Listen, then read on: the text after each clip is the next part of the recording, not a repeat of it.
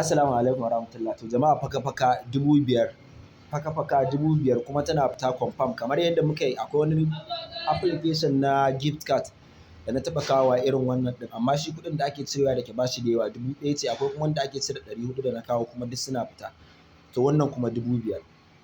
Bayan ka taɓa link ka yi register zai ka ɗauko application. Idan ka yi register za ka ga tax kamar haka. Za ka yi redeem registration account, za ka yi collect naira 100. Za ka fill invitation code, za ka taɓa naira 100 za su baka. Duk mutum ɗayan ka gayyata 500 za su baka. Idan ka yi adding account bankinka da za ka dinga yin withdraw za su baka 200. Idan ka yi creating pin transaction za su baka 200. Kaga kenan sai ka samu kai faka-faka ka ɗan gayyaci mutane. Duk mutum ɗaya 500 za su baka. Minimum withdraw 5,000 kuma yana fita confirm, yana fita.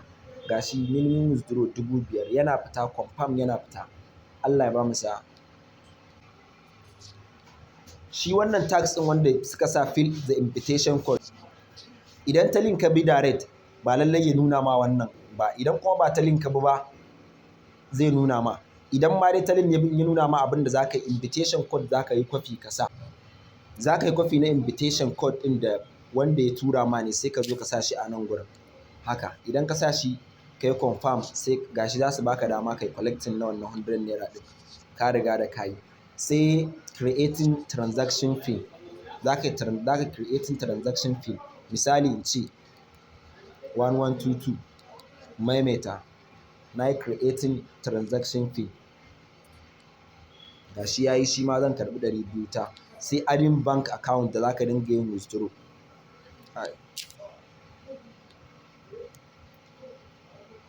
Za ka yi selecting bank.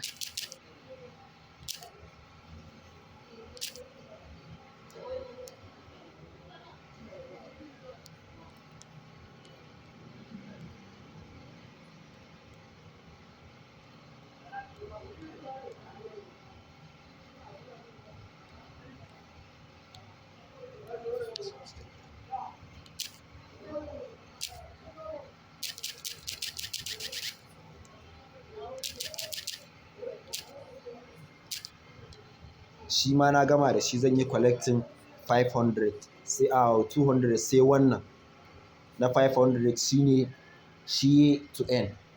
Shi to end. Zan tura da referral da wannan invitation code ɗina. Shi ne mutum zai iya sa a wannan wajen invitation code ɗin. In kuma ta link ka bi in bai nuna ma ba shi kenan kalas. Allah ya bamu sa'a. A samu ai faka-faka kowa in dai ka yi a yau za ka iya cire 5,000 ɗin nan. Kar ai wasa.